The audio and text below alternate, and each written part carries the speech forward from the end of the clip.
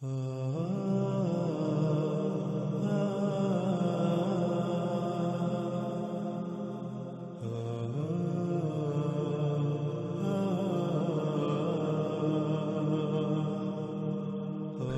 ناظرین، جیسا کہ ہم نے اس روایت میں رسول اللہ صلی اللہ علیہ وآلہ وسلم کے الفاظ کو دیکھا کہ رسول اللہ صلی اللہ علیہ وآلہ وسلم نے اس خام تیل کو، جسے آج انسان اپنے لیے مسیحا سمجھتا ہے، جس خام تیل کی وجہ سے پوری دنیا طرح طرح کی آسائشوں، سہولتوں اور آسانیوں سے مزین ہو چکی ہے،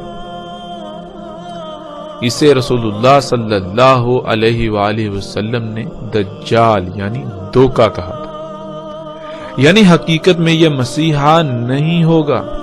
یہ زمین کا خون جسے آج انسان نے نکالا، اسے اپنے لیے مسیحا کا نام دیتا ہے، اسے اپنے لیے مسیحا سمجھتا ہے، لیکن اس کے نقصانات کیا ہیں؟ ان پر جتنی بھی بات کی جائے اتنی ہی کم ہے۔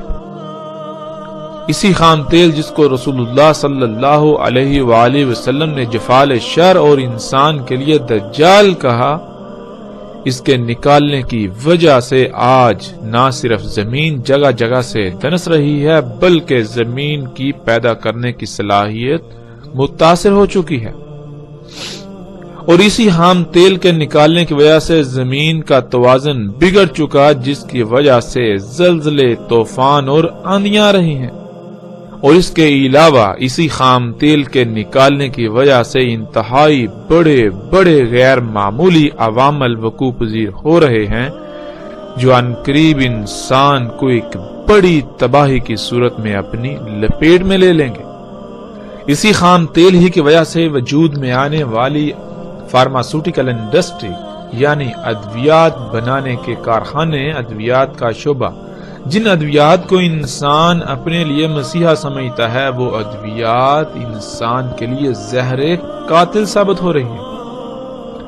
ایسی ادویات کہ جب کسی بیماری کے لیے کوئی دوا خلق کی جاتی ہے، بنائی جاتی ہے، تو وقتی طور پر تو اس دوائی سے، اس بیماری سے آرام ملتا ہے، شفا حاصل ہوتی ہوئی نظر آتی ہے، لیکن حقیقت یہ ہے کہ جب ایک انسان ایک بیماری سے شفا کے لیے اس دوائی کو اختیار کرتا ہے، اسے استعمال کرتا ہے، تو وقتی طور پر تو اسے اس کا فائدہ نظر آتا ہے، لیکن بعد میں وہی دوائی اس ایک کی بجائے کئی طرح طرح کی بیماریوں کا باعث بنتی ہے، اور جس بیماری سے پہلے انسان کو شفا حاصل ہوتی ہوئی نظر آئی، وہی بیماری بعد میں ناسور بن چکی ہوتی ہے۔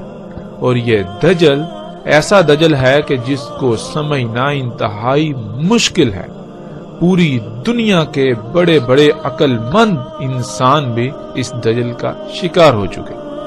کوئی بھی ایسا نظر نہیں آتا جو اس دجل کو دجل کہے، جو اسے دجال کہے، بلکہ ہر کوئی جو بڑے بڑے دماغ ہونے کے دعوے دار ہیں، وہ بھی اس دجل کو اپنے لیے مسیحا ہی تصور کرتے ہیں۔ ان ادویات کی، اس خام تیل سے بننے والی ایجادات کی حقیقت کیا ہے؟ جیسے جیسے ہم آگے بڑھیں گے، اللہ کے فضل سے ہم پر ویسے ویسے حقیقت کھلتی چلی جائے گی۔ اس دجال کا قتل ہوتا چلا جائے گا، اس دجل کا پردہ چاک ہوتا چلا جائے گا، یہ دجل چاک ہوتا چلا جائے گا۔ ان اشیاء پر، ان ایجادات پر، ان مخلوقات پر پڑا دجل کا پردہ، جس وجہ سے یہ دجال ہیں، یہ سب ہمارے سامنے آ جائے گا۔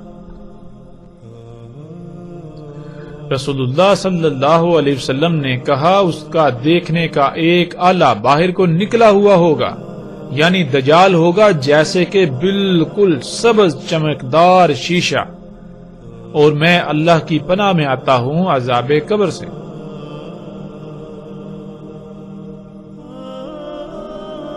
ناظرین، اس روایت میں لفظ انبت استعمال ہوا ہے۔ یہ لفظ بہت وسیع اور بہت سی وسعتوں کا حامل ہے۔ ان میں غالب ترین معنوں کو ہم بیان کریں گے۔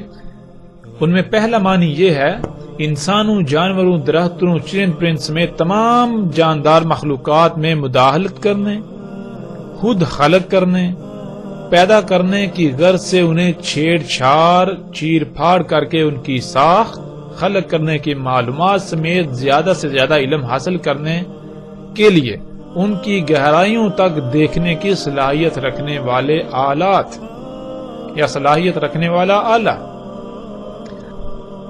جیسا کہ سکرین پر نظر آنے والی تصاویر میں ہم ایسے تمام کے تمام آلات کو دیکھ سکتے ہیں جن آلات کے ساتھ انسانوں، جانوروں، درختوں، چرند پرند سمیت تمام کے تمام جانداروں میں مداخلت کر کے خود خلق کرنے کے لیے علم حاصل کرنے کی غرض سے انہیں چیر پھاڑ کر کے معلومات حاصل کی جا رہی ہیں، ان کی گہرائیوں تک دیکھا جا رہا ہے۔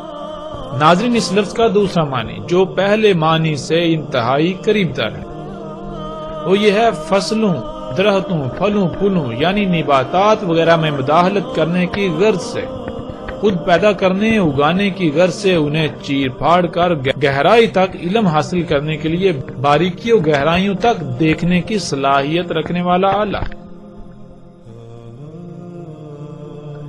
پھر اسی طرح ناظرین اس کا تیسرا معنی ہے ایسا دیکھنے کا آلہ جو انگور کی طرح باہر کو نکلا ہوا ہو۔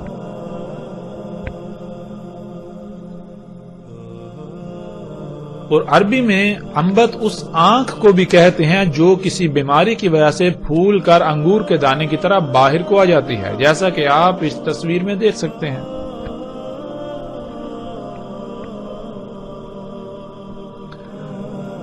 اب ناظرین ہمارے اوپر فرض بنتا ہے کہ ہم اپنے ارد گرد غور و فکر کریں، کیا آج انسان کی خلق کردہ ایسی مخلوقات موجود ہیں، ایسی ایجادات موجود ہیں جن سے یہ سب کام لیا جا رہا ہے جس کا ذکر رسول اللہ صلی اللہ علیہ وسلم نے کیا؟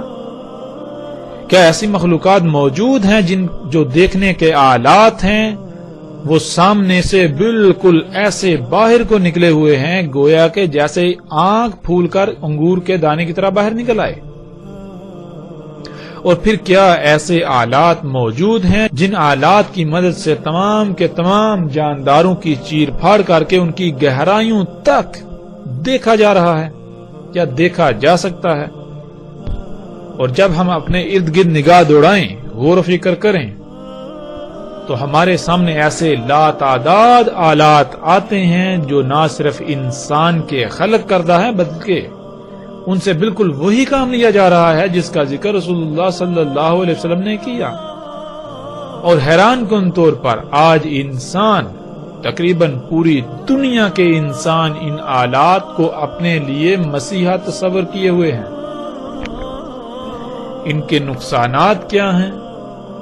ان کا دوسرا پہلو جسے انسان یکسر نظر انداز کرتے ہیں، جس سے اپنی آنکھیں بند کر لیتے ہیں، اس کی بھی ہم وضاحت کریں گے، اس کو سامنے لائیں گے آگے جا کر۔ اور ناظرین وہ کون سے ایسے آلات ہیں، وہ کون سی ایسی مخلوقات ہیں انسان کی ہی خلق کردہ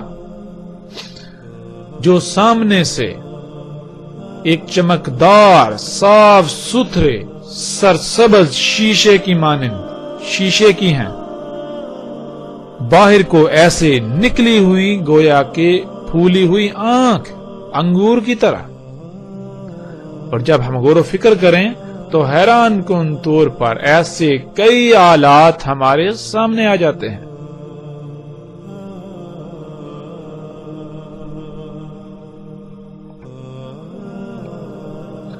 رسول اللہ صلی اللہ علیہ وسلم نے کہا اس کا ایک دیکھنے کا آلہ انگور کی طرح باہر کو نکلا ہوا پھولا ہوا، یعنی دجال بالکل جیسے کہ وہ صاف ستھرا چمکدار شیشہ ہے، سرسبز، ترقی و خوشحالی دیکھنے اور دکھانے والا۔ وہ کون سا آلہ ہے جو آج ہمیں خوشحالی اور ترقی دکھاتا ہے، جو سبز ہے، جو شیشے کا ہے، جو پھول کر انگور کے دانے کی طرح باہر کو نکلا ہوا ہے؟ وہ کون سا آلہ ہے کہ جو شیشے کا ہے اور وہ بالکل سامنے سے باہر کو اس طرح نکلا ہوا ہے جیسے کہ آنکھ پھول کر انگور کے دانے کی طرح باہر نکل آ گئی ہوتی ہے؟ وہ آلہ ہماری آنکھوں کے سامنے ہے۔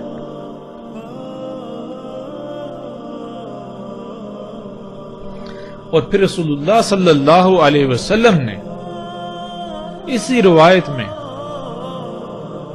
دجال کے اس فتنے کو عذاب قبر سے مشروط کر دیا. رسول اللہ صلی اللہ علیہ وسلم نے اس کے ساتھ ہی قبر کے عذاب سے اللہ کی پناہ میں آنے کی دعا کی. عذاب قبر کیا ہے؟ جب تک ہم اسے نہیں سمجھیں گے ہمیں اس بات کی سمجھ نہیں آئے گی. اس وقت ہم عذاب قبر پر بات نہیں کریں گے کیونکہ یہ الگ موضوع ہے جس کا ذکر ہم آگے جا کر کریں گے، لیکن مختصر بات کرتے ہوئے آگے بڑھیں گے. اللہ سبحانہ وتعالی نے قرآن میں ان انسانوں کو مردہ اور قبروں میں قرار دیا جو غور و فکر نہیں کرتے، جو آنکھوں، کانوں اور دل کا استعمال اس طرح سے نہیں کرتے، ان مقاصد کے لیے نہیں کرتے جس مقصد یا جن مقاصد کے لیے اللہ سبحانہ وتعالی نے یہ عطا کی. پھر قرآن کے دوسرے مقام پر اللہ سبحانہ وتعالی ایسے انسان جو غور و فکر نہیں کرتے ان کو دل کا اندھا قرار دیتے ہیں. تیسرے مقام پر اللہ سبحانہ وتعالی ایسے انسانوں کو جو غور و فکر نہیں کرتے ان کو چوپائے جانور قرار دیتے ہیں. اور جب ہم غور و فکر کریں تو یہ بات بالکل کھل کر واضح ہو جاتی ہے کہ عذاب قبر یا قبر کیا ہے. ناظرین، اللہ سبحانہ وتعالی نے انسان کے بارے میں قرآن میں جو بات واضح کی وہ یہ کہ اللہ سبحانہ وتعالی نے کہا کہ تم پہلے اموات تھے، پھر تمہیں حیا کیا یعنی زندہ کیا، اس بشری شکل میں لے کر آئے، پھر دوبارہ تم اموات ہو جاؤ گے، پھر دوبارہ تمہیں حیا کیا جائے گا، زندہ کیا جائے گا، جوڑا جائے گا. اب ناظرین سوال یہ پیدا ہوتا ہے کہ ہمارا جسم جب حیا نہیں تھا تو بقول قرآن کے، اللہ کے کلام کے، یہ حالت موت میں تھا. موت کسے کہتے ہیں؟ موت کہتے ہیں ان چھوٹے چھوٹے ذرات کو، ان ایٹمز کو جس سے ہمارا جسم وجود میں آتا ہے. یعنی ہم حیا ہونے سے پہلے ہم اس وجود سے پہلے چھوٹے چھوٹے ذرات کی شکل میں پوری دنیا میں بکھرے پڑے ہوئے تھے. اور وہ ذرات کیسے ہمارے اس وجود کا حصہ بنے، ان ذرات نے کیسے یہ شکل اختیار کی، جب ہم غور و فکر کریں تو اللہ سبحانہ وتعالی ان تمام کے تمام ذرات کو اکٹھا کرتے ہیں اور اس کو خام تیل کی شکل میں ڈالتے ہیں. یعنی ہماری موت کی، ہمارے ان ذرات کی سب سے پہلی جو منزل ہوتی ہے وہ ہوتی ہے خام تیل. وہ اجزاء، وہ عناصر، وہ تمام کے تمام ذرات خام تیل کی شکل میں ڈلتے ہیں. اس کے بعد زمین اسی خام تیل سے نباتات نکالتی ہے، ان نباتات سے پھر جاندار وجود میں آتے ہیں، جن جانداروں سے ہم گوشت، دودھ حاصل کرتے ہیں. زمین جو نباتات اگاتی ہے ہم انہی نباتات کو کھاتے ہیں جن سے ہمارا یہ جسم وجود میں آتا ہے. ناظرین، اب جب ہم غور و فکر کریں تو ہمیں پتہ چلتا ہے کہ ہماری موت اور حیات کے درمیان کچھ عوامل ہیں، کچھ مراحل ہیں. وہ کیا ہیں؟ ہماری موت جو کہ ہمارا مواد ہے، ہمارا میٹیریل ہے جس سے ہمارا جسم وجود میں آیا، وہ سفر کرتی ہے، کچھ مراحل سے گزرتی ہے. وہ مراحل کون سے ہیں؟ وہ مراحل یہ ہیں کہ ہمارا یہ جسم بننے سے پہلے ہمارا یہ جسم وہ مواد کہاں تھا، یعنی وہ گوشت کی شکل میں تھا. گوشت کس کا؟ گائے، بکری یا مختلف جانوروں کا. یعنی ہمارا یہ مواد، ہماری یہ موت ہمارے اس جسم کا حصہ بننے سے پہلے مختلف جانوروں، جانداروں کی شکل میں تھی، گوشت کی شکل میں، دودھ کی شکل میں. پھر یہ سبزیوں، پھل فروٹ، گھاس پھوس کی شکل میں تھی. اسی طرح جیسے جیسے پیچھے جائیں تو وہ ذرات کی شکل میں ملتی. ذرات یعنی موت سے لے کر اس حیات کے درمیان، اس کو اللہ سبحانہ تعالی نے قرآن میں حالت قبر کہا ہے. جیسا کہ ہم پیچھے بات کر چکے ہیں کہ جو لوگ غور و فکر نہیں کرتے، ایک مقام پر اللہ سبحانہ تعالی انہیں اندھے قرار دیتے ہیں، دوسرے مقام پر انہیں چوپائے قرار دیتے ہیں، تیسرے مقام پر انہیں اموات اور قبروں میں قرار دیتے ہیں. یعنی انسان اور باقی مخلوقات، باقی جاندار مخلوقات میں جو شے تمیز کرتی ہے وہ یہ ہے غور و فکر کرنا. جو غور و فکر کرتے ہیں وہ تو حیات ہیں، وہ تو زندہ ہیں، اور جو غور و فکر نہیں کرتے وہ مردہ ہیں، کیونکہ انسان کو اسی مقصد کے لیے دنیا میں بھیجا گیا کہ وہ غور و فکر کرے اور جانے کہ وہ کس مقصد کے لیے دنیا میں بھیجا گیا، اس کی حقیقت کیا ہے، اس کا اول و آخر کیا ہے۔ جب انسان کے اس جسم سے روح کھینچ لی جاتی ہے تو پھر یہ جسم دوبارہ ان عوامل سے گزرتا ہوا، ان مراحل سے گزرتا ہوا، انہی ذرات کی شکل میں تبدیل ہو کر پوری دنیا میں بکھر جاتا ہے جیسے کہ وہ پہلے تھا۔ یعنی جب اس جسم سے روح کھینچ لی جاتی ہے، اس کو وفات دی جاتی ہے، تو پھر یہ جسم مختلف مخلوقات، جاندار مخلوقات کا حصہ بنتا ہے۔ اس جسم کو مختلف کیڑے مکوڑے کھاتے ہیں، وہ کیڑے مکوڑے اور مخلوقات کی خوراک بنتے ہیں، یعنی ان کے وجود کا حصہ بن جاتے ہیں۔ اس طرح چلتے چلتے پیچھے چلتے چلتے ایک وقت ایسا آتا ہے جب دوبارہ انسان اسی حالت میں پلٹ جاتا ہے جس حالت میں وہ پہلے تھا، چھوٹے چھوٹے ذرات کی شکل میں وہ پوری دنیا میں بکھر جاتا ہے۔ تو ان ذرات میں بکھرنے سے لے کر اس جسم کے درمیان، یعنی وفات ہونے کے درمیان جتنے بھی عوامل ہیں، انسان کا جسم جن جن مخلوقات کے وجود کا حصہ بنے گا وہ حالت قبر کہلاتی ہے۔ اور قرآن میں اللہ سبحانہ وتعالی یہ بات بھی واضح کر دیتے ہیں کہ جو اجسام طیب ہوتے ہیں، طیب اجسام سے نکلنے والی روح کے لیے آسمان کے دروازے کھول دیے جاتے ہیں، یوں وہ اوپر چلی جاتی ہے جنتوں میں۔ لیکن اس کے برعکس خبیث جسم سے نکلنے والی روح کے لیے آسمان کے دروازے نہیں کھولے جاتے، بلکہ اس روح کو واپس پلٹا دیا جاتا ہے۔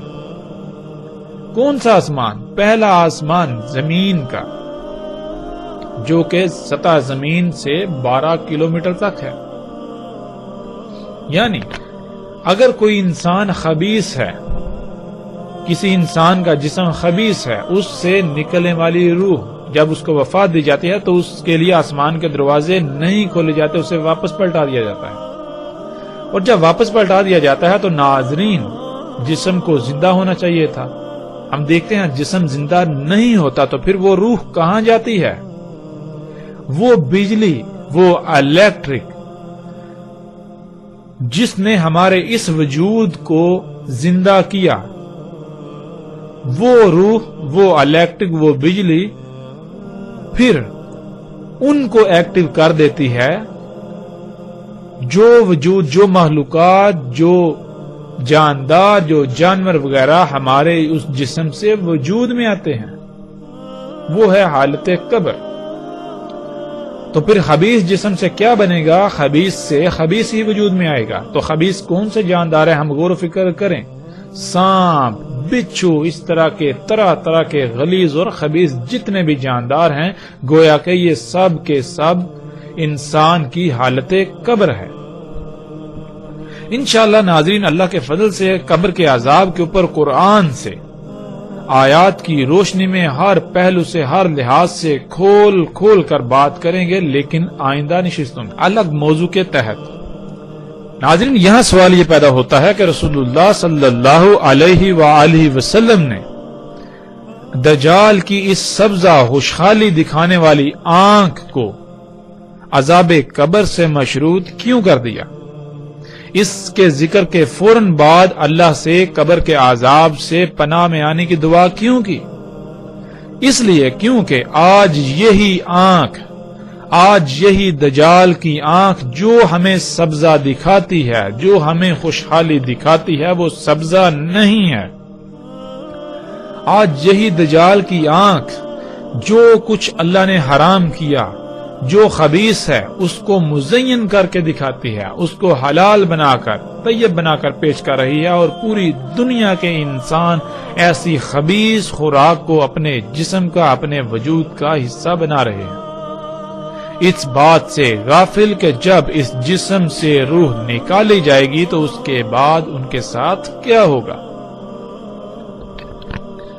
جب جسم خبیث خوراک سے، خبیث غذا سے وجود میں آئے گا تو اس جسم سے خبیث مخلوقات وجود میں آئیں گی، جو کہ انسان کی حالت قبر ہوگی۔ ان مخلوقات کو جن مصیبتوں تکلیفوں کا سامنا کرنا پڑے گا، جن حالات کا سامنا کرنا پڑے گا، گویا کہ وہ آپ ہیں۔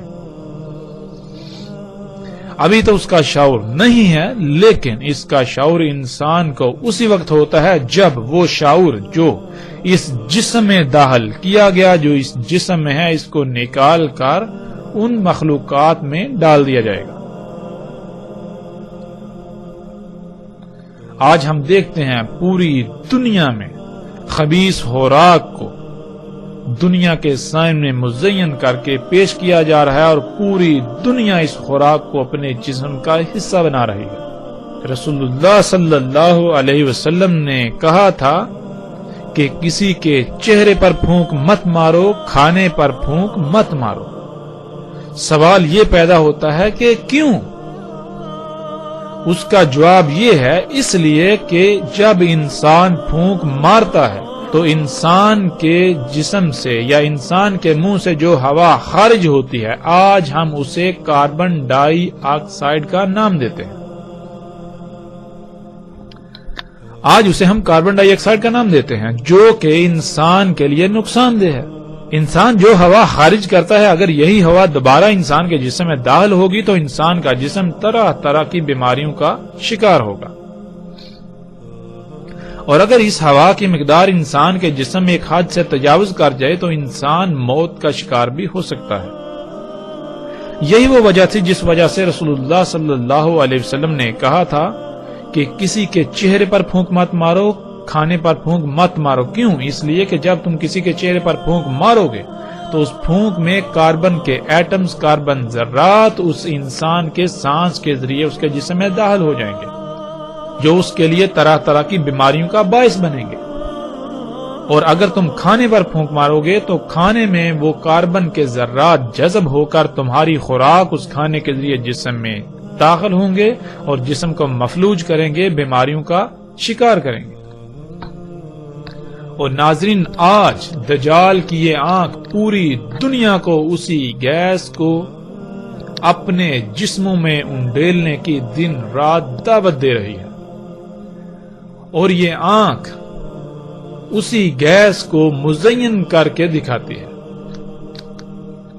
آج اس آنکھ سے نظر آنے والے جو اشتہارات آپ دیکھتے ہیں مختلف مشروبات کے، جن میں کوک، پیپسی، مرنڈا اور اس طرح کے مشروبات شامل ہیں، ان میں جو گیس پائی جاتی ہے وہ بالکل وہی گیس ہے جو انسان خارج کرتا ہے، یعنی کہ کاربن ڈائی آکسائڈ گیس۔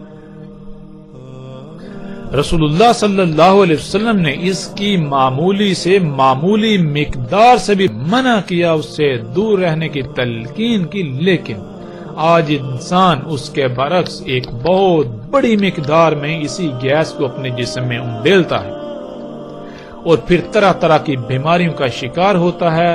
یوں وہ پھر ادویات کھاتا ہے، وہ ادویات جنہیں اپنے لیے مسیحا تصور کرتا ہے، وہی ادویات پھر مزید اس میں سائیڈ ایفیکٹس یعنی مزید بیماریوں کا شکار کرتے ہیں۔ پھر انسان اسی گن چکر میں دھنس کر رہ جاتا ہے۔ اس کے باوجود وہ ان تمام کی تمام اشیاء، ان تمام کی تمام ایجادات، ان تمام کی تمام مخلوقات کو اپنے لیے مسیحا تصور کرتا رہتا ہے۔ آج یہی دجال کی آنکھ طرح طرح کی خبیث خوراکیں جو ہمارے سامنے پیش کرتا ہے، ایسی مزین کر کے کہ پوری دنیا آج بڑے شوق سے ان خوراکوں، ان اشیاء کو کھادی، ان خوراکوں کو، اس غذا کو اپنے اجسام کا حصہ بناتی۔ قرآن میں اللہ سبحانہ و تعالی نے بہت سختی سے منع کر دیا۔ آج یہی دجال کی آنکھ پوری دنیا کے انسانوں کو ایسے بیج استعمال کرنے کی دعوت دیتی ہے کہ جو غیر فطرتی ہیں، جن بیجوں سے اگنے والی فصلیں، پھل، سبزیاں کھانے سے انسان طرح طرح کی بیماریوں کا شکار ہو رہے ہیں، طرح طرح سے مفلوج ہو رہے ہیں۔ ناظرین، یہی وہ وجہ تھی جب رسول اللہ صلی اللہ علیہ وسلم نے ذکر کیا اس سرسبز شیشے کی آنکھ کا، جو سبزہ دکھاتی ہے، جو خوشحالی و ہریالی و ترقی دکھاتی ہے، اس کی طرف دعوت دیتی ہے تو ساتھ ہی مشروط کر دیا قبر کے عذاب کو، ساتھ ہی اللہ سے عذاب قبر میں پناہ میں آنے کی دعا کی۔ رسول اللہ صلی اللہ علیہ وسلم نے کہا اس میں کچھ شک نہیں کہ دجال ہوگا ممسول عین الیسرا، ہوگا اس پر زفرہ، قطب ہوگا درمیان اس کے دیکھنے کے آلات کے کافر۔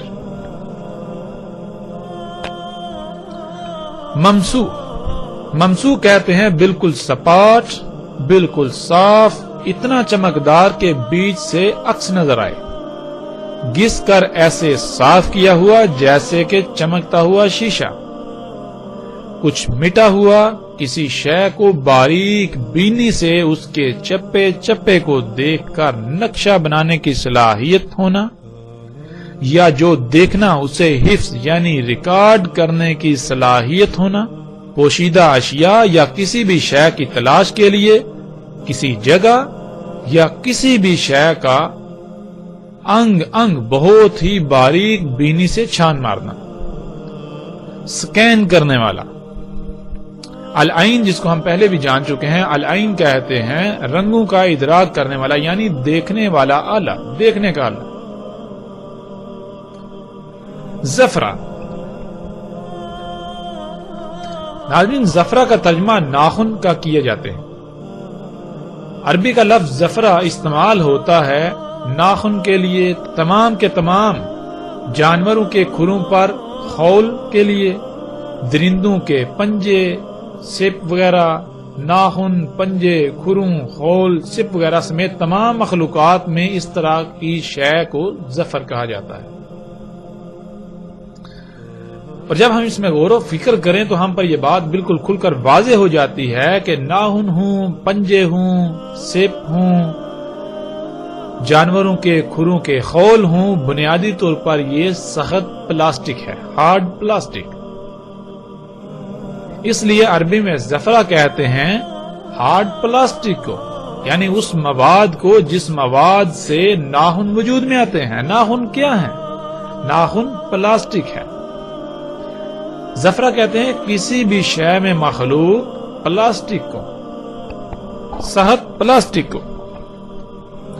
تو ناظرین رسول اللہ صلی اللہ علیہ وسلم نے کہا دجال کا دیکھنے کا آلہ ہوگا انتہائی آسانی سے دیکھنے والا، بالکل سپاٹ، بالکل صاف، اتنا چمکدار کے بیچ سے عکس نظر آئے، گھس کر ایسے صاف کیا ہوا جیسے چمکتا ہوا شیشہ، کچھ مٹا ہوا، کسی شے کو باریک بینی سے اور اس کے چپے چپے کو دیکھ کر نقشے بنانے کی صلاحیت رکھنے والا، یا جو دیکھے گا اس کو حفظ یعنی اپنے اندر محفوظ ریکارڈ کرنے کی صلاحیت رکھنے والا، اور پوشیدہ اشیاء کو دیکھنے یا کسی بھی شے کی تلاش کے لیے کسی جگہ یا کسی بھی شے کا انگ انگ بہت ہی باریک بینی سے چھان مارنے والا، سکین کرنے والا، اور اس پر چڑھا ہوگا یعنی اس پر ہوگا سخت پلاسٹک، سخت پلاسٹک سے کور ہوگا، اس پر سخت پلاسٹک موجود ہوگا۔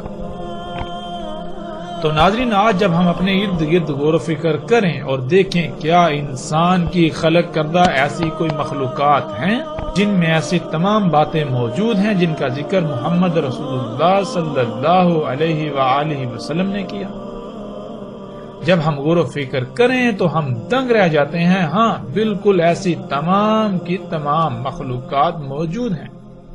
آج ایسے وہ تمام کے تمام آلات موجود ہیں جن میں ایسی تمام خصوصیات موجود ہیں جن آلات کو آج ہم کیمروں کا نام دیتے ہیں، یعنی کیمرے، موبائلز میں موجود کیمرے جو بالکل سپاٹ ہیں، چپٹے۔ جتنے بھی ایسے آلات ہیں ان کا شیشہ ایسا چمکدار ہوتا ہے جیسے گھس کر صاف کیا ہوا، سب میں یہ صلاحیت موجود ہے کہ وہ جو دیکھتے ہیں اسے اپنے اندر ریکارڈ یعنی محفوظ کرنے کی صلاحیت رکھتے ہیں۔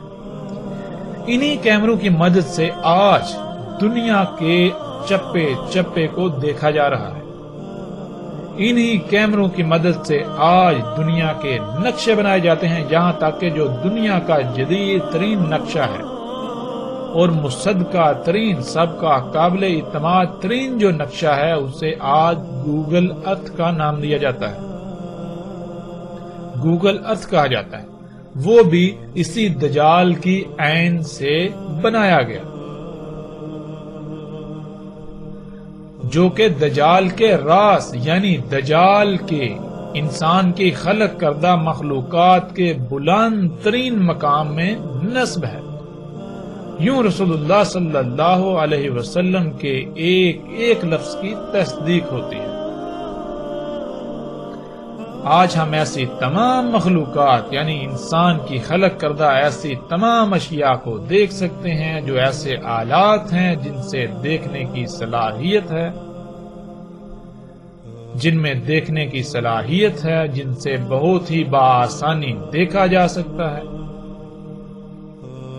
جو دنیا کے نقشے بنانے کے لیے، اشیاء کی سکیننگ کے لیے، دنیا کے چپے چپے کو دیکھنے کے لیے، خفیہ پوشیدہ اشیاء کو دیکھنے کے لیے، راتوں میں اندھیروں میں دیکھنے کے لیے استعمال ہو رہے ہیں۔ آج انسان ان تمام کے تمام آلات کو اپنے لیے مسیحا تصور کرتا ہے، لیکن رسول اللہ صلی اللہ علیہ وسلم نے ان سب کو دجال کہا۔ یہ سب کا سب حیات الدنیا ہے، یہ شیطان ہے۔ آج انسان اسی شیطان کے خطوات کی اتباع کر رہا ہے۔ آج انسان اسی حیات الدنیا، اس شیطان کے پیچھے پڑا ہوا، اسی کو دنیا میں آنے کا مقصد تصور کر چکا ہے، اور یہ بھول چکا ہے کہ وہ دنیا میں کس مقصد کے لیے بھیجا گیا۔ رسول اللہ صلی اللہ علیہ وسلم نے کہا اس کا یعنی دجال کا دیکھنے کا آلہ، انتہائی آسانی سے دیکھنے کا آلہ گویا کہ بااعتماد سیارہ ہوگا۔ سیارہ یعنی ایک پلانٹ ہوگا۔ جب ہم کائنات میں غور و فکر کریں تو سیارے کیا کر رہے ہیں؟ ہر سیارہ اپنے اپنے مدار میں گھوم رہا ہے۔ جیسے ہماری زمین ایک سیارہ ہے اور سورج کو اپنا محور بناتے ہوئے اس کے گرد گھوم رہی ہے، بالکل اسی طرح رسول اللہ صلی اللہ علیہ وسلم نے کہا کہ دجال کا دیکھنے کا آلہ جو کہ انتہائی آسانی سے دیکھنے والا ہوگا وہ ایک سیارہ ہوگا، یعنی وہ کسی شے کو اپنا مرکز و محور بناتے ہوئے اس کے گرد اپنے مدار میں گھوم رہا ہوگا۔ آج ہم پر فرض بنتا ہے کہ ہم غور و فکر کریں، کیا ایسی کوئی شے موجود ہے؟ کیا ایسی کوئی شے انسان نے خلق کی؟ کیا انسان کی مخلوقات، انسان کی خلق کردہ مخلوقات، انسان کی ایجادات میں کوئی ایسی ایجاد ہے جو گویا کہ بالکل ایک سیارے کی طرح ہے، جو ایک سیارے کی طرح کسی بھی مقام کو اپنا مرکز و محور بنائے ہوئے اس کے گرد گھوم رہا ہے اور اس کے ذریعے سے دیکھا جا رہا ہے، اس میں دیکھنے کی صلاحیت ہے؟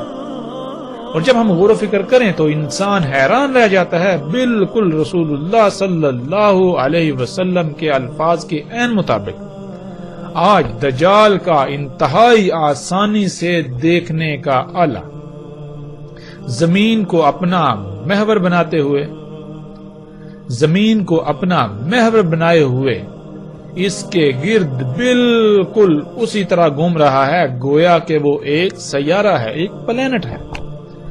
آج اسے ہم سیٹلائٹ کا نام دیتے ہیں۔ اسی سے آج پوری دنیا کے چپے چپے کو انتہائی آسانی سے دیکھا جا رہا ہے۔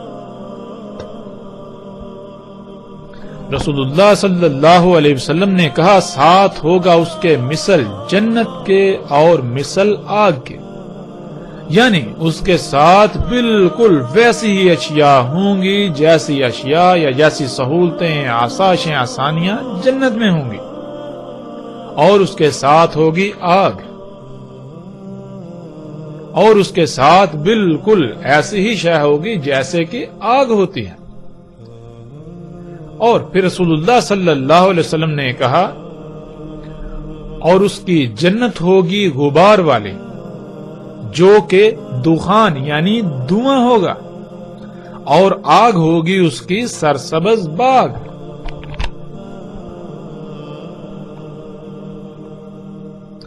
رسول اللہ صلی اللہ علیہ وسلم نے کہا، اور ساتھ ہوگا اس کے مثل جنت کے اور مثل آگ کے، اور جنت ہوگی اس کی غبار سے بری ہوئی جو کہ دھواں ہوگا، اور آگ اس کی سرسبز باغ ہوگی۔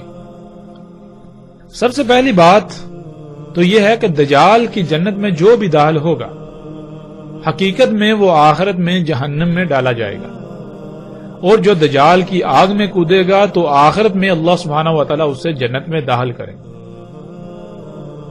اس کا ایک پہلو تو یہ ہے، لیکن اس کے علاوہ دنیا میں بھی دجال کی جنت حقیقت میں جہنم ہوگی، حقیقت میں دھویں سے بری ہوئی۔ جنت کسے کہتے ہیں؟ آسائشیں، سہولتیں اور آرام دہ جگہ کو، جہاں انسان کی خواہشات کی تکمیل ہو، جو انسان چاہے اسے حاصل ہو جائے۔ اور آج ہم دیکھتے ہیں کہ پوری دنیا جو کہ جنت کا منظر پیش کر رہی ہے، انسان جو چاہتا ہے اسے حاصل ہو رہا ہے، طرح طرح کی آسائشیں، سہولتیں، آسانیاں میسر ہیں، آرام بہت ہے، دل لبا دینے والی مزین اشیاء ہیں، لیکن یہ جنت پوری کی پوری جنت دھویں سے بری ہوئی ہے، اور اسی دھویں کی وجہ سے لا تعداد بیماریاں، حادثات، طوفان، زلزلے اور مصیبتوں سے انسان گرا ہوا ہے۔ کیوں رسول اللہ صلی اللہ علیہ وآلہ وسلم کے الفاظ کے عین مطابق آج جن معاشروں، جن سوسائٹیوں کو انسان اپنے لیے جنت تصور کیے ہوئے ہیں، آسائشیں، سہولتیں، آرام سے بری ہوئی جگہ تصور کرتا ہے، وہ دھویں سے بری ہوئی ہیں، اور اس دھویں کی وجہ سے جہنم کا منظر پیش کر رہی ہیں، اور ہم اپنی آنکھوں سے یہ مناظر آج دیکھ سکتے ہیں۔ اور جہاں آگ برسائی جا رہی ہے وہ جگہیں صرف اور صرف وہی ہیں جو فطرت پر ہیں، جو حقیقتاً سرسبز باغ ہیں۔ ایسے لوگوں کو آج چن چن کر مارا جا رہا ہے، ان پر آگ برسائی جا رہی ہے جو یہ کہتے ہیں کہ دین فطرت ہے اور فطرت پر قائم ہونا ہے۔ ہم فطرت پر قائم ہونا چاہتے ہیں، دنیا کو فطرت پر قائم کرنا چاہتے ہیں۔ اسی دجال کی جنت کے بارے میں چند خبریں آپ کے سامنے ہیں۔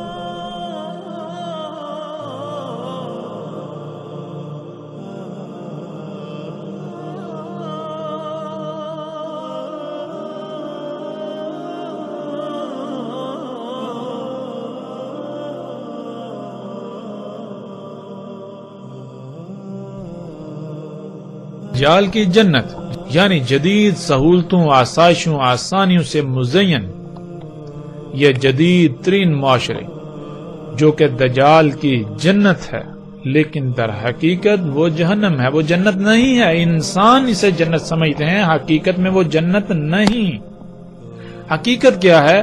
حقیقتاً وہ جہنم ہے، دھویں سے بری ہوئی، جس دھویں کی وجہ سے لا تعداد بیماریاں، اچانک اموات کی شرح بہت زیادہ، بے چینی، بے سکونی، بے اطمینانی، ہر طرف باغم باغ، پریشانیاں، طرح طرح کے مصائب، لیکن اس کے باوجود اکثریت کو یہ سب نظر ہی نہیں آتا۔ وہ انہی معاشروں میں رہنے کے خواب دیکھتے ہیں اور انہیں یہ معاشرے جنت نظر آتے ہیں، حالانکہ یہ نہ صرف دھوکہ ہے بلکہ اس کی حقیقت دنیا میں بھی جہنم اور آخرت میں بھی جہنم ہے۔ دجال کی جہنم ظاہراً دنیا میں دجال کی جہنم میں بہت سختیاں ہیں۔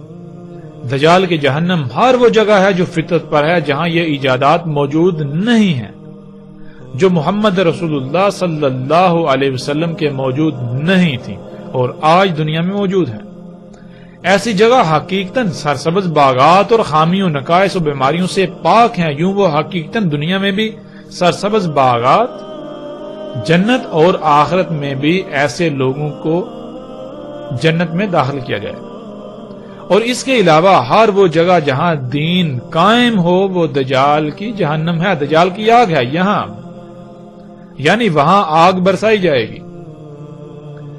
دین اللہ سبحانہ وتعالی نے قرآن میں واضح کر دیا کہ دین کیا ہے، دین ہے فطرت پر قائم ہونا۔ جہاں دین قائم کیا جائے گا یعنی جس جگہ کو فطرت پر لایا جائے گا تو شیاطین اور اولیاء شیاطین کو اس سے بہت تکلیف ہوگی۔ یوں وہ علاقہ ہر لحاظ سے جہنم کا منظر پیش کرے گا، اس میں سختیاں، آزمائشیں، آگ و بارود کی بارش ہوگی، لیکن در حقیقت وہ دنیا میں ایک آزمائش ہوگی جس کے بدلے مومن کے درجات بلند ہوں گے اور وہی درجہ وہ آخرت میں پالے گا۔ یوں دجال کی جنت حقیقت میں آخرت میں جنت اور بلند درجات کا حصول ہے، نہ کہ حقیقتاً جہنم۔